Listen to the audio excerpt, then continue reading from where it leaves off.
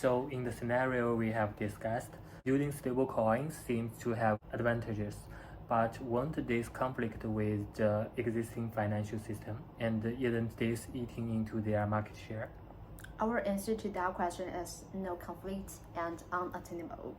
Our scenario revolves around the cross-border small tax and services involving the transaction typically ranging from $10 to several $100.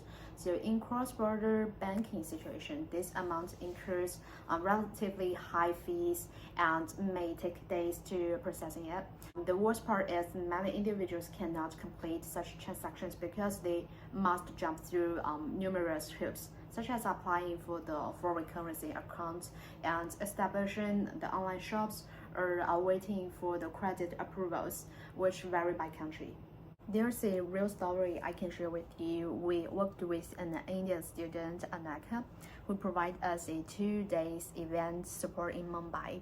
And we intended to pay her $110, and she insisted receiving it through her bank account. So we're gonna do it. But when we really were the $110 to her from our US bank account to hers in India, our bank charged us $30 for that transaction, which means like our cost actually is $140. The worst part is that her bank also informed her to open a foreign currency account to accepting the US dollars. After this complex process, she ended up receiving only $70 as the bank deducted about $40 in fees. It means the 50% of our expense was paid to the bank, and she didn't want to experience such an experience anymore. Now she accepts the US stable coins, which cost just a few cents in gas fees, which the Rosen app covered as well. So it means like totally free for such transactions. And that has experience shows how complicated the cross-border smart transactions are within the current financial and banking system, where the transactions cost can often exceed the amounts being transferred. Yes, I don't think anyone would want to experience that twice. High cost, complicated procedures, and long waiting times. Naturally, people will search for more convenient and affordable methods. Yes, exactly.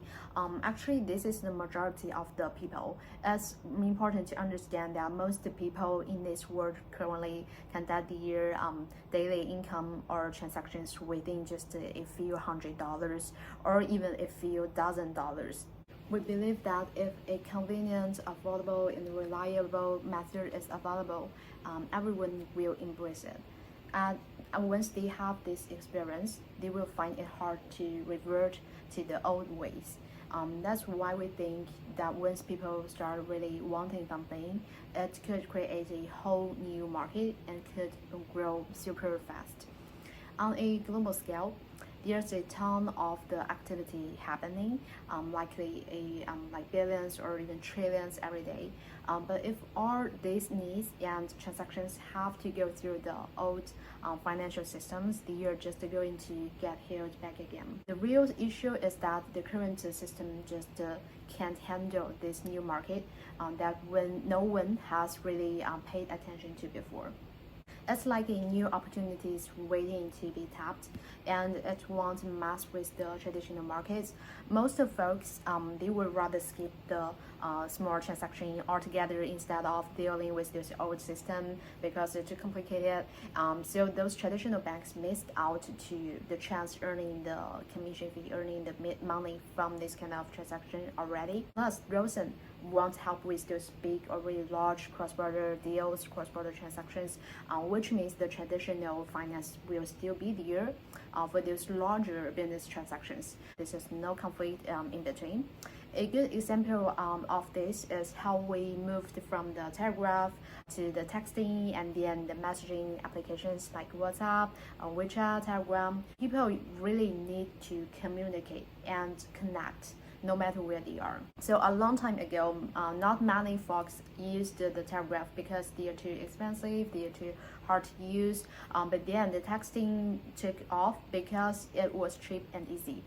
Now, with the smartphones and the internet messaging app can nearly take over regular texting, it's really wild to see how much has changed.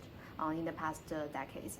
So now imagine if a telecom companies decide not to change that and keep themselves in the old method like telegraph, as obviously what would happen. They fall behind and lose out.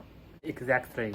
When new technologies come along, industry have to change because the old ways can't meet the new needs of users or support fresh ideas. Yeah, exactly. So this is why we call it unattainable. Once people start to notice this new market and jump on these new ideas with cool technologies, I really think they will shape the future. Just like how we've gotten to used to the names like Visa, PayPal, Zelle, Alipay, Bitcoin, and USDC over the time.